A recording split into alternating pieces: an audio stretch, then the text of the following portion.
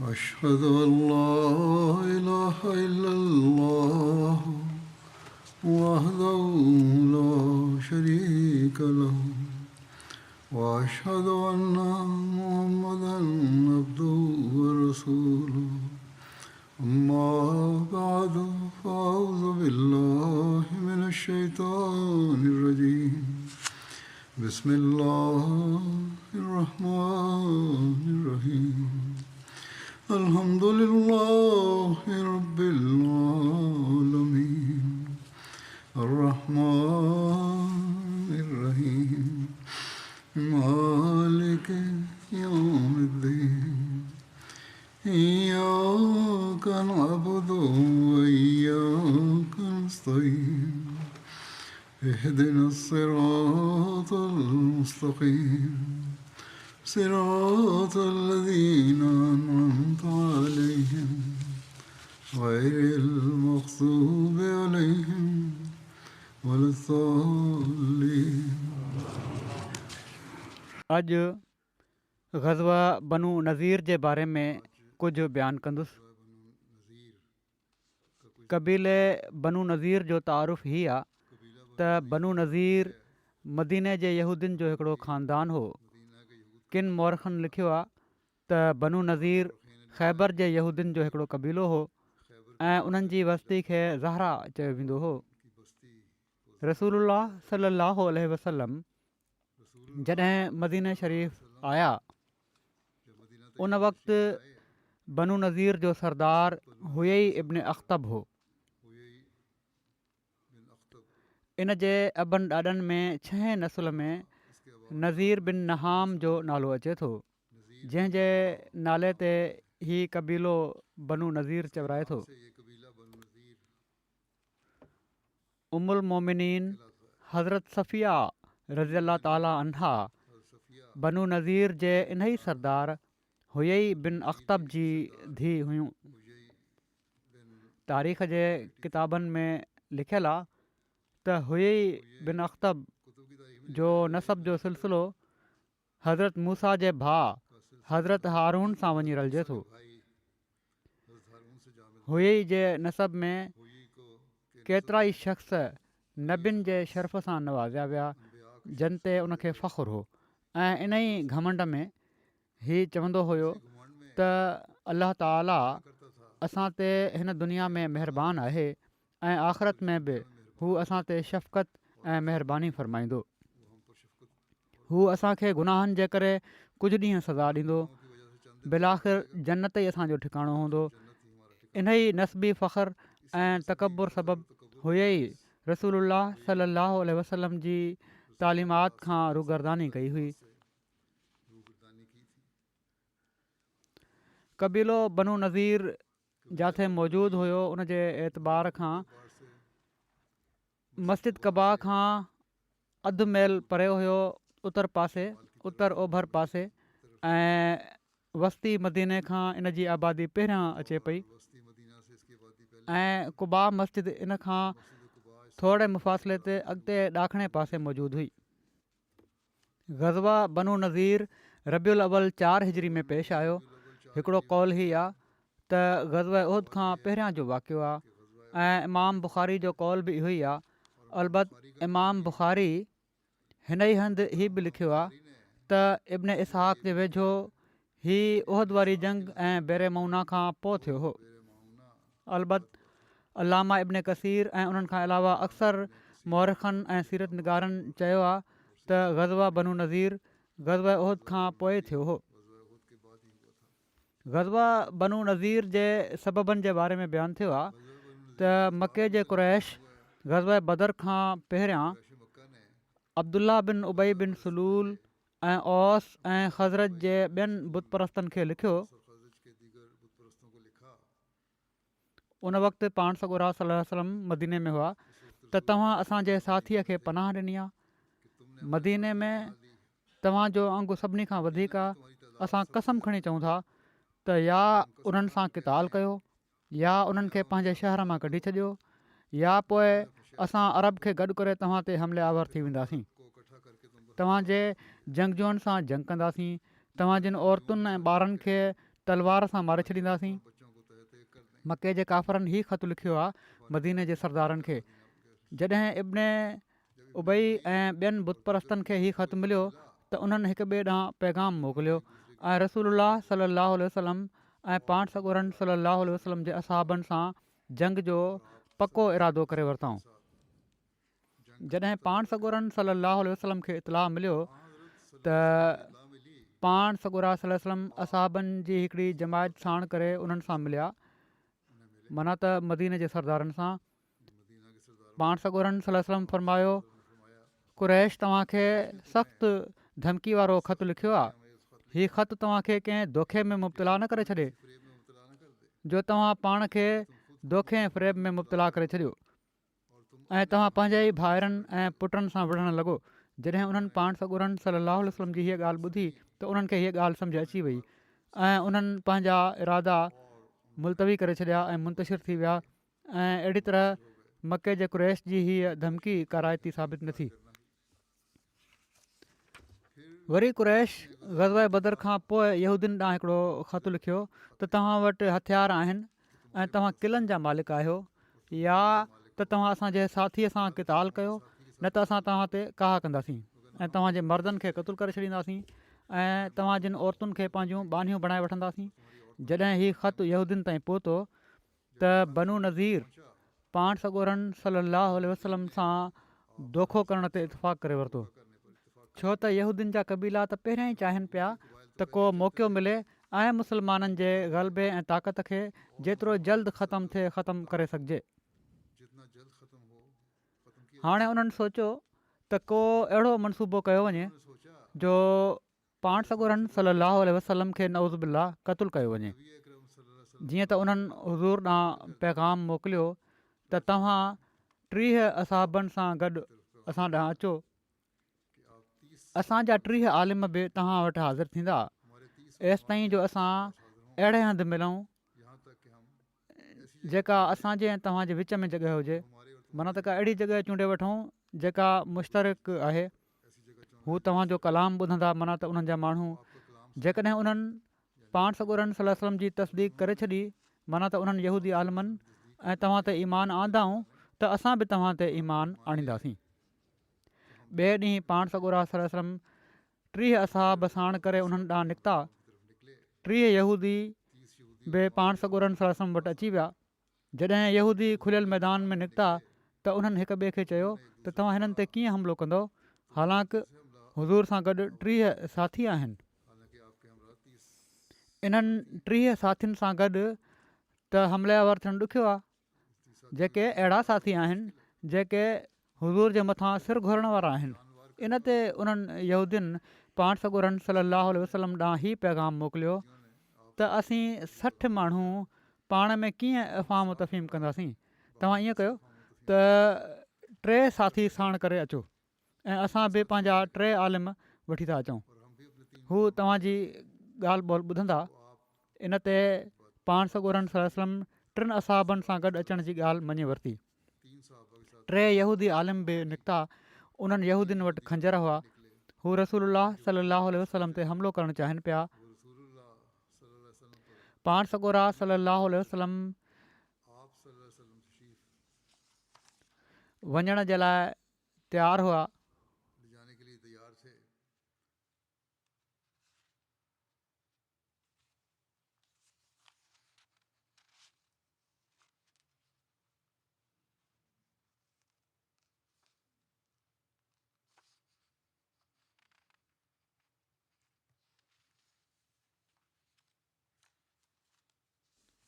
ऐं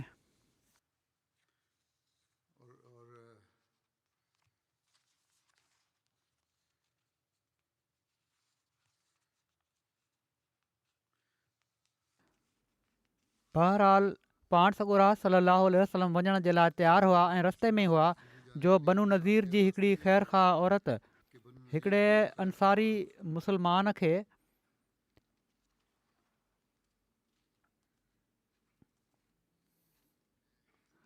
बनू नज़ीर जी इन सॼी मनसूबाबंदी जो ॿुधाए छॾियो जेको उन्हनि मनसूबो कयो हुयो हुज़ूर खे दोखो ॾियण जो। ऐं इन अंसारी मुस्लमान पाण सॻोरनि सलाहु वसलम जी ख़िदमत में हाज़िर थी यहूदियुनि जे इन इरादे खां आगाह करे छॾियो ऐं इन खां अॻु जो रसूल वसलम यहूदियुनि वटि पहुचनि हा पाण मदीने वापसि हलिया आया। हिन ग़ज़वे जो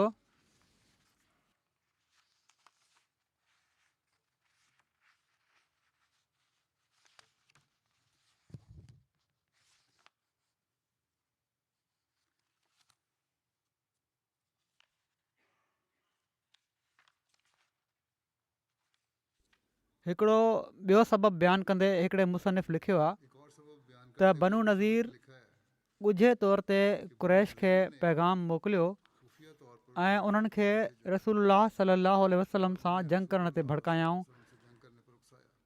ऐं पर उन्हनि खे मुस्लमाननि जी कुझु दिफ़ाई कमज़ोरियुनि जे बारे में बि ॿुधायो। हीअ उन वक़्त जी ॻाल्हि आहे जॾहिं क़ुरैश मुस्लमाननि सां जंग करण जे लाइ उहद जे भरिसां तंबू खोड़ियूं वेठा हुआ। हीअ सबबु सिर्फ़ु मूसा बिन उक़बा ज़िक्र कयो आहे। किन रिवायतुनि जे मुताबिक़ जंग उहद खां पहिरियां यहूदियुनि बि मके जे क़ुरैश खे ख़ूब भड़कायो हुयो जंहिं जे नतीजे में उहद वारी जंग बर्पा थी हुई। हिन ग़ज़वे जो हिकिड़ो अहम ऐं तुर्त सबबु हीअ बि बयानु कयो वञे थो त बेरे मौना तां वापसी ते जॾहिं हज़रत अमर बिन उमैया ज़मरी बनू आमिर जे ॿिनि माण्हुनि खे क़तलु कयो हुयो जंहिंसां मुस्लमाननि जो मुआदो हुयो, हाणे उन्हनि जी दियत जो मामिलो हुयो। इन सिलसिले में पाण सॻोरा सलाहु वसलम बनू नज़ीर वटि विया हुआ छो त रसूल सलाहु वसलम यहूदियुनि सां जेको मुआदो कयो हुयो इन जी हिकु शिक हीअ बि हुई त ऐं इहो आविनू हो फिदियात माना त उहे माण्हू दियत जे मामलनि में मुस्लमाननि सां ताउन कंदा। हिन वाक़े जो तफ़सील जहिड़ो क पहिरियां बेरे मौना जे तफ़सील में बि बयानु थी चुको आहे हीअ आहे त हज़रत अमर बिन उमैया ज़मरी बेरे मौना तां वापसि मदीने अची रहिया हुआ। जॾहिं कनात जॻह ते पहुता, कनात जेका आहे हीअ मदीने ऐं उहद जे विच में मदीने जी 3 मशहूरु वादियुनि मां हिकिड़ी वादी आहे जिथे ॿनी ॿारो थींदो हुयो त बनू आमिर मां 2 माण्हू हिननि सां मिलिया। रसूल सलाहु वसलम उन्हनि सां मुआदो करे फिटी कयो हो। हज़रत अमर उन्हनि खां नसबु पुछियो त उन्हनि ॿिन्ही पंहिंजो नसबु ॿुधायो। हीअ 2 माण्हू हिननि सां गॾु ई रहिया। पोइ जॾहिं हू 2 सुम्ही पिया त हज़रत अमर बिन उमैया ज़मरी उन्हनि ते हमिलो कयो ऐं उन्हनि खे उफट मारे विधाऊं। पोइ जल्द ई रसूल सलाहु वसलम जी ख़िदमत में हाज़िर थिया ऐं सॼो वाक़ियो ॿुधायाऊं। पाण सॻोरनि सलाहु वसलम फरमायो त तूं तमामु ग़लति कयो, उन्हनि जो असां सां मुआदो ऐं अमान हुई। हज़रत अमर बिन उमैया ज़मरी अर्ज़ु कयो, मूंखे इन मुआदे जी ख़बर न हुई, मां उन्हनि खे मुशरिक पियो सम्झां, उन्हनि जी क़ौम असां सां धोखो कयो हुयो। हज़रत अमर उन्हनि जो सामान ऐं कपिड़ा बि साण खणी आया हुआ। रसूल सलाहु वसलम उन्हनि खे उन्हनि जो सामान ऐं कपिड़ा वापसि करण जो हुकुम ॾिनो उन्हनि जे घर भातियुनि खे। पाण सॻोरनि वसलम हीअ शयूं उन्हनि जी दियत सां मोकिले छॾियूं। इन खां पोइ पाण सॻोरा सलाहु वसलम छंछर जे ॾींहुं बनू नज़ीर ॾांहुं विया। कुबा मस्जिद में निमाज़ पढ़ियाऊं। मुहाजिरनि ऐं अंसार मां कुझु असहाब सॻोरा पाण सॻोरनि वसलम सां गॾु हुआ। जॾहिं पाण सॻोरा सलाहु वसलम बनू नज़ीर वटि पहुता त पाण सॻोरनि सलाहु वसलम सां गॾु 10 खां बि घटि असहाब हुआ। पाण सॻोरनि सलाहु वसलम उन्हनि खे पंहिंजनि महफ़िलुनि में वेठे ॾिठो। पाण सॻोरा सलाहु वसलम वेही रहिया त जीअं उन्हनि सां ॻाल्हि ॿोल कनि त हू उन्हनि 2 माण्हुनि जी दियत अदा करण में पाण सॻोरनि वसलम जी मदद कनि जिन खे हज़रत अमर क़तलु कयो हुयो। इन ग़ज़वे जे सबबनि जे बारे में हज़रत मिर्ज़ा बशीर अहमद साहब बि लिखियो आहे, जंहिं मां कुझु अञा वज़ाहत थिए थी त इन ग़ज़वे जो सबबु बयानु कंदे अरबाब हदीस व सैर मुख़्तलिफ़ सबब बयानु कनि था ऐं इन इख़्तिलाफ़ जे करे इन ग़ज़वे जे ज़माने जे बारे में बि इख़्तिलाफ़ पैदा थी वियो आहे। इब्न इसहाक़ ऐं इब्न साद जंहिंजी इत्तिबा हज़रत मियां साहिबु लिखनि था त जंहिंजी मूं इतबा कई आहे हिन हंधि बिना कंहिं ख़ासि तहक़ीक़ जे अख़्तियार कई आहे। मां ही इतबा ग़ज़वा बनू नज़ीर खे ग़ज़वा उहद ऐं वाक़े बेरे मौना खां पोइ बयानु कनि था ऐं इन जो सबबु हीउ लिखनि था त अमर बिन उमैया ज़मरी जंहिंखे काफ़रनि बेरे मौना जे मौक़े ते क़ैद करे छॾे ॾिनो हुयो, जॾहिं हू वापसि मदीने न अची रहिया हुआ त उन्हनि खे रस्ते में क़बीले बनू आमिर जा 2 माण्हू रलिया जेके पाण सॻोरनि सलाहु वसलम सां मुआदो करे चुका हुआ।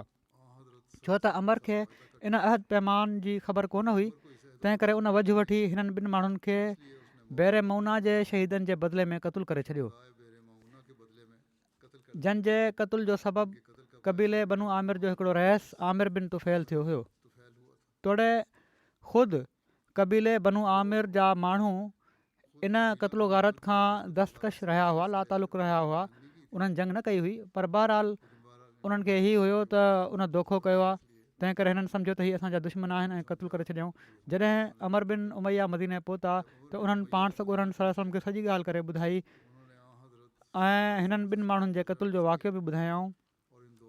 हुज़ूर खे जॾहिं हिननि 2 माण्हुनि जे क़तल जी ख़बर पई त पाण सॻोरा सलाहु वसलम अमर बिन उमैया जे इन फ़ैल ते ॾाढो नाराज़ थिया ऐं फ़रमायाऊं त हू त असां सां मुआहिदो आहे ऐं पाण फ़ौरन हिननि 2 मक़तूलनि जो खून बहा उन्हनि जे वारसनि खे मोकिले छॾियऊं। पर छो त क़बीले बनू आमिर जा माण्हू बनू नज़ीर जा बि हलीफ़ हुआ ऐं बनू नज़ीर मुसलमाननि जा हलीफ़ हुआ, तंहिं करे मुआदे जी रूह खां इन खून बहा जो बार विर्छ मुताबिक़ बनू नज़ीर ते बि पए पियो। कुझु हिसो बनू नज़ीर सां, छो त उन्हनि जो पाण में मुआदो हुयो मुसलमाननि सां बि, त उन्हनि बहरहाल शेयर करिणो हुयो, इन में कुझु हिसो उन्हनि बि ॾियणो हुयो।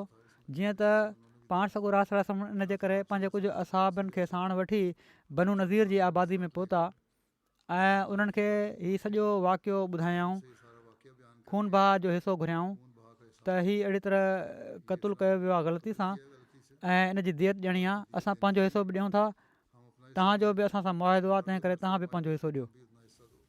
लिखनि था त हीअ उहा रिवायत आहे जंहिंजी अक्सर मौरखनि इतबा कई आहे। एसि ताईं जो इहा ई रिवायत तारीख़ में आम तौर ते शाया ऐं मुतारिफ़ थी वई आहे, पर इन जे मुक़ाबिल ते इमाम ज़ुहरी जी हीअ रिवायत सही हदीसुनि में मरवी थी आहे त बदर वारी जंग खां पोइ, पर हीअ नथो चई सघिजे त ख़ासि तौर ते कहिड़े साल ऐं कहिड़े महीने में।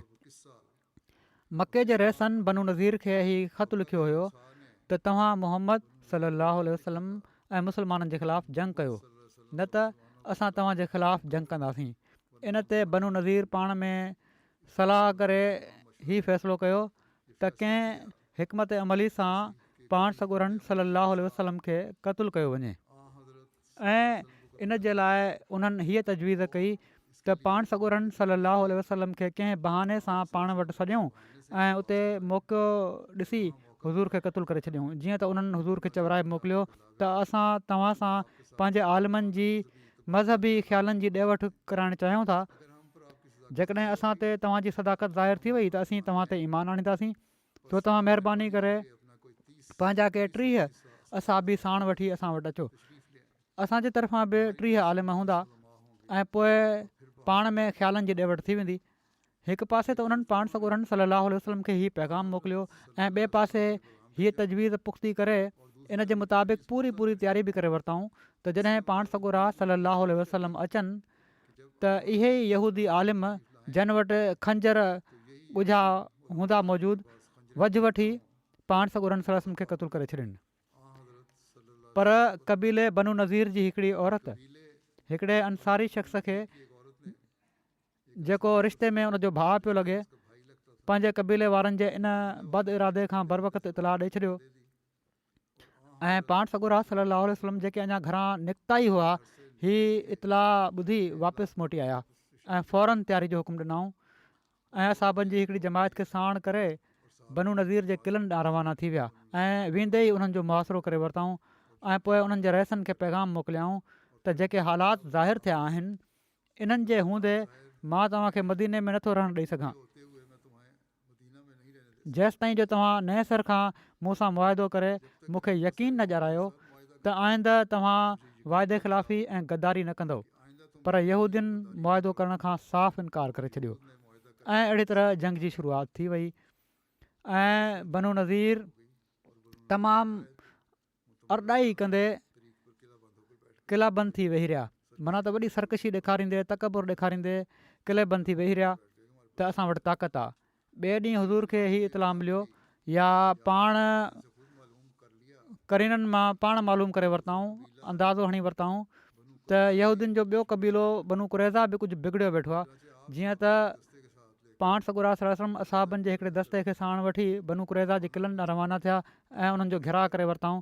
बनु कुरैज़ा जॾहिं ॾिठो त राज़ खुली वियो आहे त हू डिॼी विया ऐं माफ़ी जा ख़ासगार थी नए सिर खां पाण सॻुरनि सलम सां अमन अमान ऐं पाण में अयानत जो मुआदो करे वरिताऊं, जंहिं ते पाण उन्हनि जो मुआसिरो ख़तमु करे छॾियऊं ऐं वरी बनु नज़ीर जे क़िलनि ॾांहुं मोटी आया हज़ूर।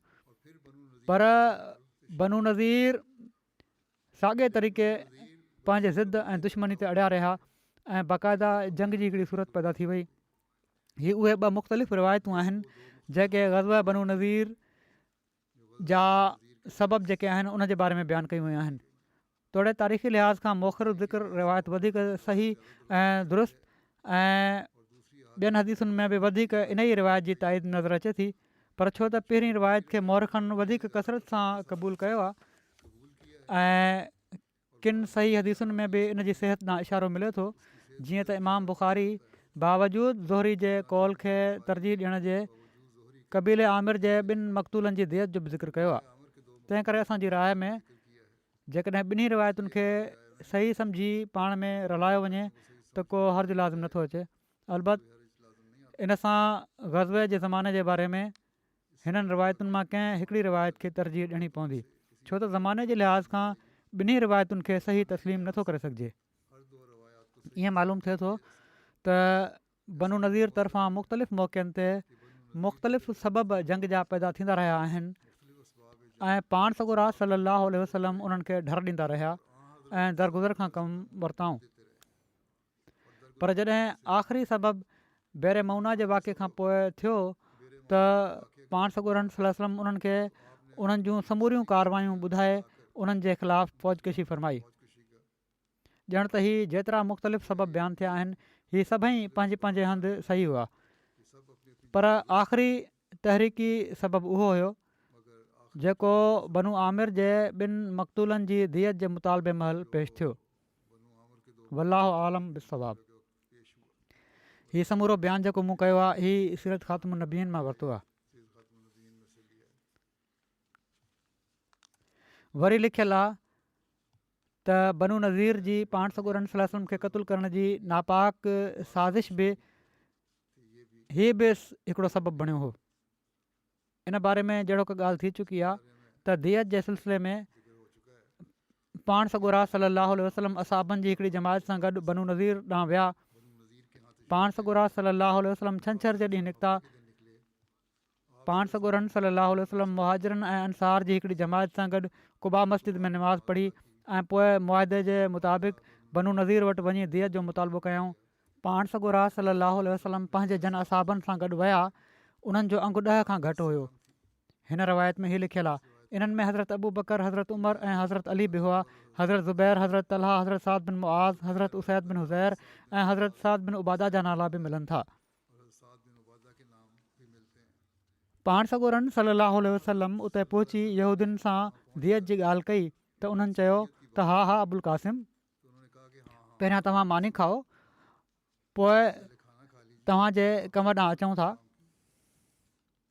अहिड़ी तरह यहूदियुनि ज़ाहिरी तौर ते त वॾी खिल मुखाई सां पाण सॻुरनि सलम सां ॻाल्हि कई, पर परदे जे पुठियां हू पाण सॻुरनि सलम खे क़तलु करण जी मनसूबाबंदी करे रहिया हुआ। उन वक़्तु पाण सॻुरा सलाहु वसलम उन्हनि जे घरनि जी हिकिड़ी भित जी छांव में वेठा हुआ। यहूदियुनि पाण में सलाह कई ऐं चवणु लॻा त हिननि खे माना त पाण सॻुरनि सलम खे ख़तमु करण जे लाइ तव्हांखे इन खां बहितर मौक़ो न मिलंदो। तंहिं करे ॿुधायो केरु आहे जेको हिन घर जी छित ते चढ़ी भित तां हिकिड़ो वॾो पथर हुज़ूर जे मथां किराए छॾे त जीअं असांखे हुज़ूर खां निजात मिली वञे।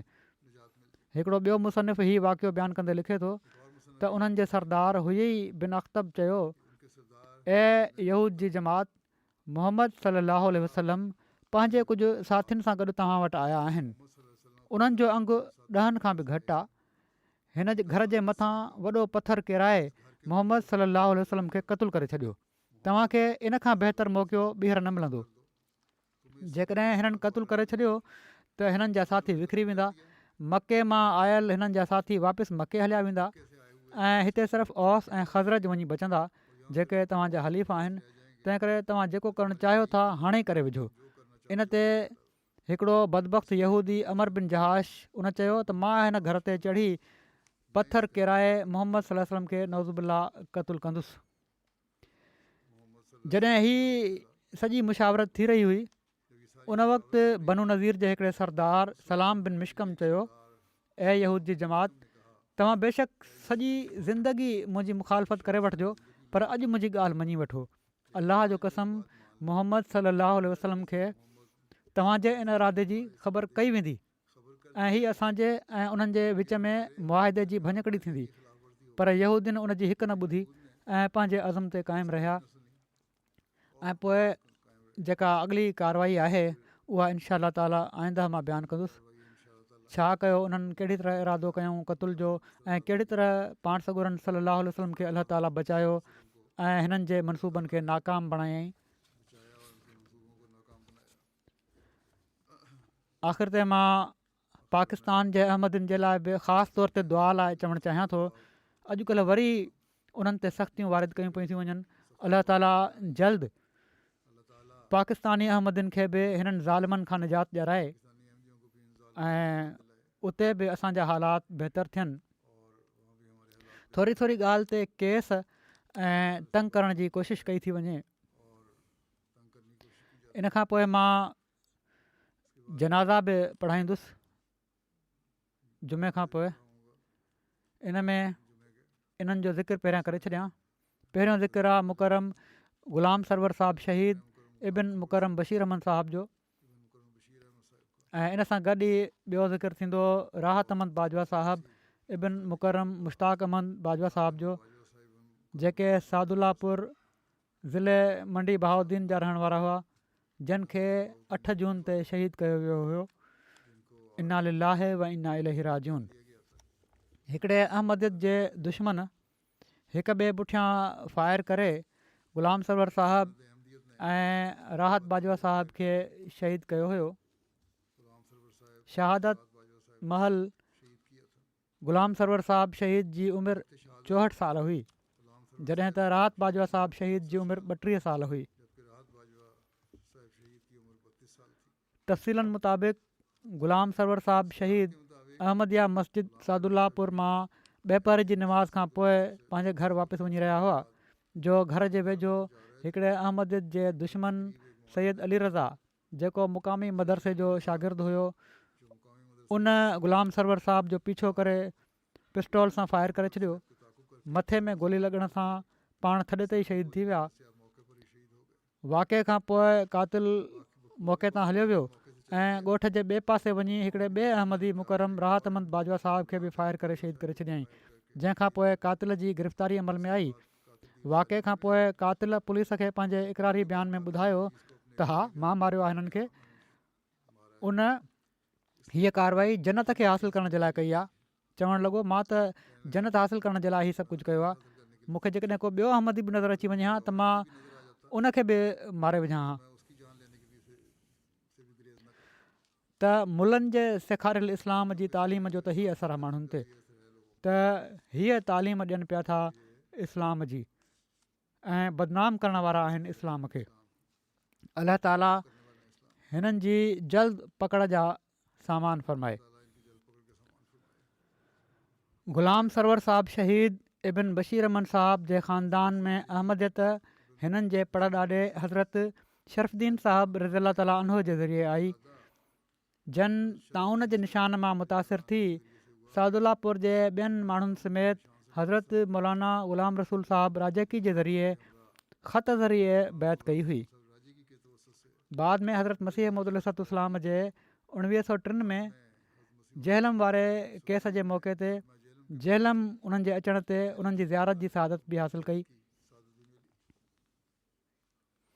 शहीद मरहूम ख़ुदा ताला जे फज़ुल सां वसियत जे निज़ाम में शामिलु हुआ। 5 वक़्तु बाजमात नमाज़ जा पाबंद, तहजिद पढ़ंदड़ हुआ। दुरूद शरीफ़ तमामु घणो पढ़ण वारा हुआ। नफ़ली रोज़नि खां अलावा क़ुर शरीफ़ जी तिलावत सां ख़ुसूसी शग़फ़ हुयो। इन खां अलावा जमायती किताबनि जो मुतालियो बाक़ाइदगी सां कंदा हुआ ऐं नफ़िल पढ़णु रोज़ानो जो हिननि जो मामूल हुयो। जमायत जे लाइ 2 नफ़िल बाक़ाइदगी सां पढ़ंदा हुआ। रोज़ सदको ॾींदा हुआ। पर्दा पोशी सां हक़दारनि जी मुआवनत कंदा हुआ। कॾहिं कंहिं सुवालीअ खे घरां ख़ाली वञणु न ॾींदा हुआ। मुक़ामी जमायत में जनरल सेक्रेटरी खां अलावा मुरबी इतफ़ाल सादुल्लापुर तौर बि ख़िदमत जी तौफ़ीक़ मिली। हिननि खे मरहूम खे दावत इलाह जो ॾाढो शौक़ु हुयो। केतिरनि ई सईद रूहनि खे संदन वसीले बैत जी तौफ़ीक़ मिली। माज़ी में कलमा मुहिम दौरान ॿियनि माण्हुनि सां गॾु 3-4 ॾींहंनि जे लाइ बिना केस दर्ज कए असीर राहे मौला हुअण जी बि हिननि खे सआदत मिली।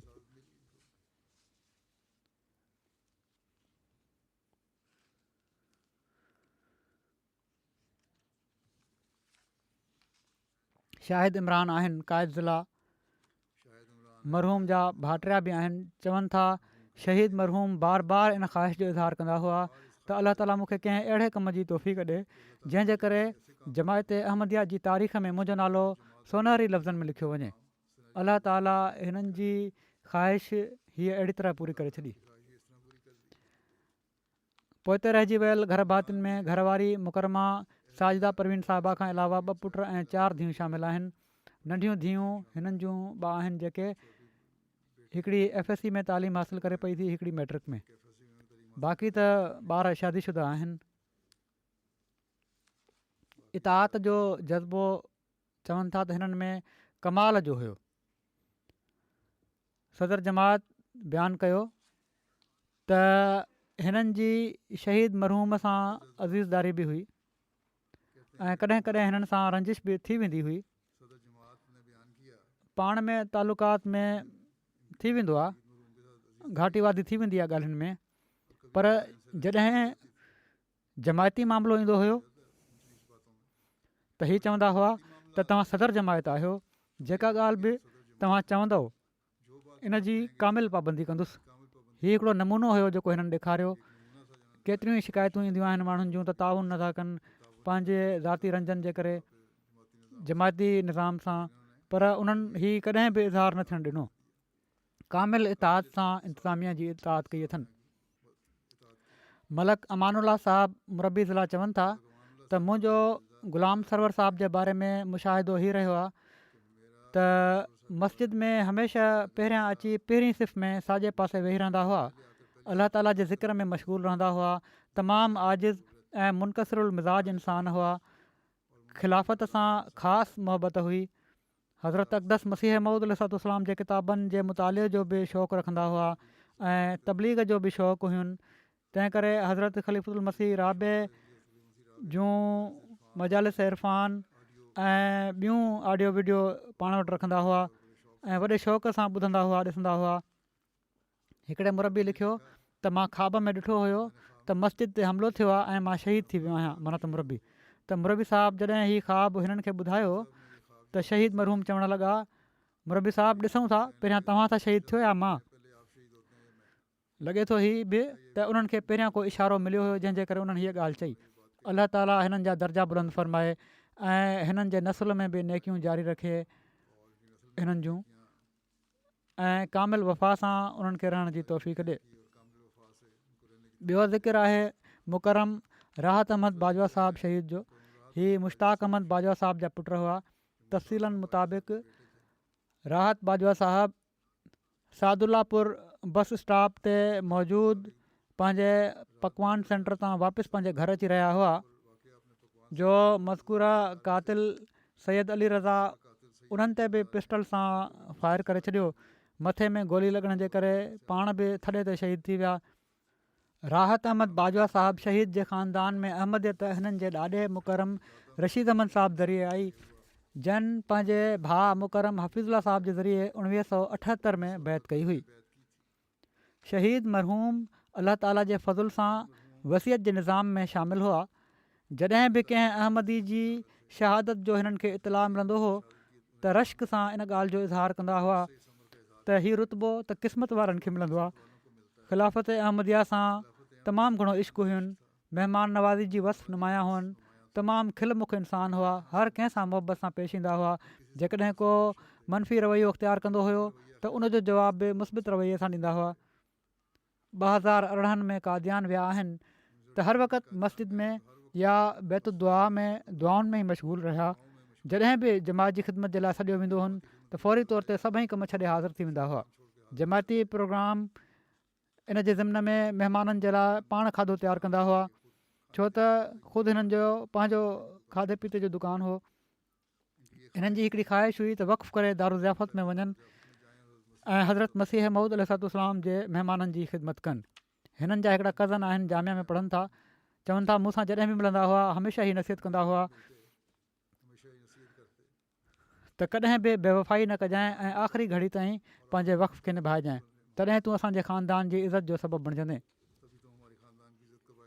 शहीद मरहूम पोइते रहिजी वियल घर भातियुनि में वालदेन खां अलावा घरवारी अमतुनूर साहिबा ऐं ॿ धीअरूं अज़ीज़ा जवेरिया उमिरि 4 साल ऐं अज़ीज़ा ज़मल राहत उमिरि 1.5 साल यादगार छॾिया आहिनि। अलाह ताला हिननि शहीदनि खे जन्नतुल फिरदौस में आला मक़ाम अता फ़रमाए, रहमत ऐं मग़फ़िरत जो वर्ताव फ़रमाए ऐं सभिनी पोइते रहिजी वियल घर भातियुनि खे सब्र जमील अता फ़रमाए, उन्हनि खे पंहिंजे हिफ़्ज़ अमान में रखे। हिकिड़ो ॿियो जनाज़ो आहे इन सां गॾु मुकरम मलक मुज़फ़र ख़ान जोया जो। कुझु ॾींहं पहिरियां हिननि जी वफ़ात थी आहे 93 सालनि जी उमिरि में। इन्ना लिल्लाहि व इन्ना इलैहि राजिऊन। अलाह ताला जे फज़ुल सां मूसी हुआ। हिननि जा पुट मोहम्मद मतीउल्ला जोया साहब मुरबी सिलसिला आहिनि अॼुकल्ह हवाई में, ऐं ट्रेवल डॉक्यूमेंट्स न हुअण जे करे वालिद जे जनाज़े में ऐं तदफ़ीन में शामिलु न थी सघिया। मुरबी साहब लिखनि था त वालिद साहब तमामु दीनदार, मुतक़ी, ग़रीबनि जो ख़्यालु रखण वारा, तहजिद पढ़ण वारा, 5 वक़्त निमाज़ुनि जा पाबंद ऐं बाक़ाइदा क़ुर शरीफ़ तर्जुमे सां तिलावत करण वारा ऐं नेक ऐं मुख़लिस इंसान हुआ। 24 सालनि जी उमिरि में 1953 में उन्हनि ख़ुदि अहमदियत क़बूलु कई। हज़रत मसीह मऊद अलैहिस्सलाम खे क़बूलु करण सां हिननि में हिकिड़ी इनक़लाबी तब्दीली आई ऐं उन वक़्त खां हिननि ख़ुदा ताला जी इबादत, ख़िलाफ़त सां वफ़ा ऐं इंसानियत जी ख़िदमत जी मिसाली ज़िंदगी गुज़ारी। खेनि ज़िंदगी में मुख़्तलिफ़ हैसियतुनि में जमात जी ख़िदमत जो बि मौक़ो मिलियो। 15 सालनि ताईं पंहिंजी जमात चक 152 शुमाली में सदर जमात बि रहिया। चवनि था असां हिननि खां कॾहिं बि कंहिं जमायती उहिदेदार जे बारे में शिकवो या शिकायत न ॿुधी। हमेशह नसीहत कंदा हुआ त को जमाती उहिदेदार तोड़े साइक़ ई छो न हुजे, जेकॾहिं तव्हांजे घर अचे त ख़लीफ़े वक़्त जो नुमाइंदो हुअण जी हैसियत सां उनजी इज़त ऐं इकराम तव्हां ते वाजिबु आहे। ख़ुदि बि अमलनि हमेशह जमायती महिमाननि ऐं उहिदेदारनि जो ख़ासि एतिराम कंदा हुआ। जॾहिं मूं वसियत जी तहरीक कई हुई 2005 में त हीअ त पहिरियां ई मूसी हुआ। उन वक़्तु हिननि पंहिंजी वसियत खे 1/10 खां वधाए 1/3 करे वरितो हुयो, शरह वधाए छॾियूं हुआ। त कीअं मां लबैक चवां इन तहरीक ते। सभिनी ॿारनि खे चवंदा हुआ त माली कुर्बानी ऐं चंदो हक़ीक़त में उहो ई हूंदो आहे जेको इंसानु पहिरियां ई ॾेई छॾे ऐं सेक्ट्री माल खे यादगिरी कराइण जो मौक़ो ई न ॾिनो वञे। पाण बि जॾहिं पेंशन ईंदी हुई उन मां सभिनी खां पहिरियां चंदा ॾींदा हुआ। चवनि था त 1990 जी ॾहाई में असांजी जमायत खे मुरबी हाउस जी ज़रूरत पई त पंहिंजी ज़मीन जेका मस्जिद जे वेझो ऐं ॻोठ जे अंदरि मौजूदु हुई, जमायत खे बिना कंहिं ॿुड़तर जे ॾेई छॾियऊं। अलाह ताला मरहूम सां मग़फ़िरत ऐं रहम जो वर्ताव फ़रमाए, दर्जा बुलंद करे, हिननि जी औलाद खे बि हिननि जूं नेकियूं जारी रखण जी तौफ़ीक़ अता फ़रमाए।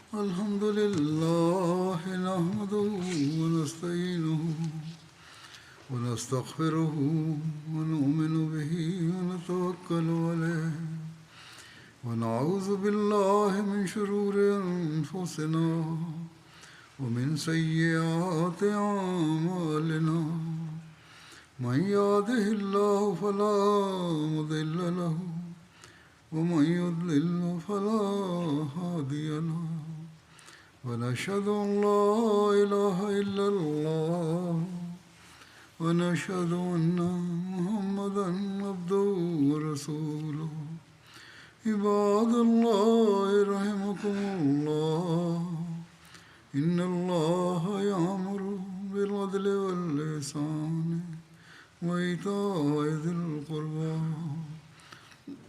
وينهى عن الفحشاء والمنكر والبغي يعظكم لعلكم تذكرون اذكروا الله يذكركم وادعوه يستجب لكم ولذكر الله أكبر